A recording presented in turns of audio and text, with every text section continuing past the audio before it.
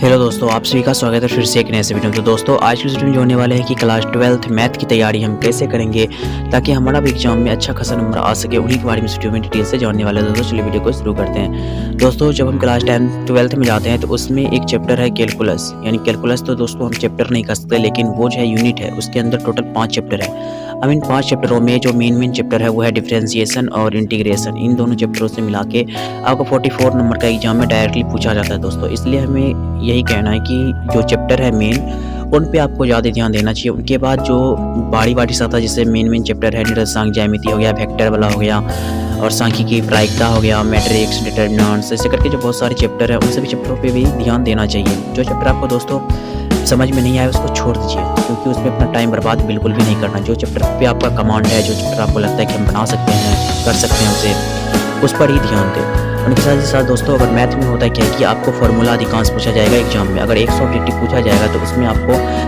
50 से 60 जो है ऑब्जेक्टिव जो है वो आपका फार्मूला सही रहता है। तो अगर आपको फार्मूला पूरी तरह से पूरा बुक का एनसीईआरटी बुक का पूरा फार्मूला अगर याद है तो आप आसानी से फार्मूला सही 50 क्वेश्चन का सही जवाब दे सकते हैं दोस्तों।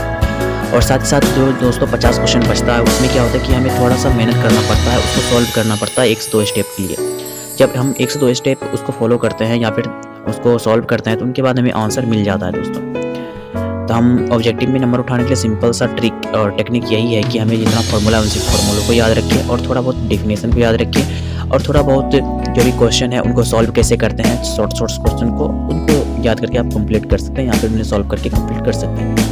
अब दूसरा पॉइंट आता है दोस्तों सब्जेक्टिव में। सब्जेक्टिव में क्या होता है कि हमें जो 30 नंबर का पूछा जाता है, 30 क्वेश्चन 30 में से कहा जाता है 15 को बनाने के लिए, तो उसमें भी आपको डेली 15 क्वेश्चन लेकर बनाना चाहिए, ताकि आप एक तरह से मानिए तो एग्जाम दे रहे हैं डेली का।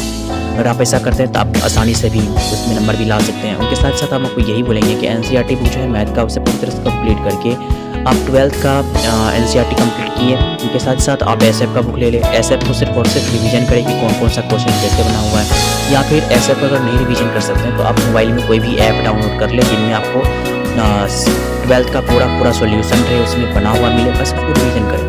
क्योंकि दोस्तों मैथ जो है वो सिर्फ और सिर्फ एक ही चीज़ मांगता है, पहला प्रोसेस। आप जो भी क्वेश्चन को मैथ में सॉल्व करते हैं वो आपका प्रोसेस सही होना चाहिए। दूसरा पॉइंट है दोस्तों का आप जितना रिवीजन करिएगा मैथ को उतना फायदा मिलेगा। ये नहीं कि याद करना, बल्कि उसको देखना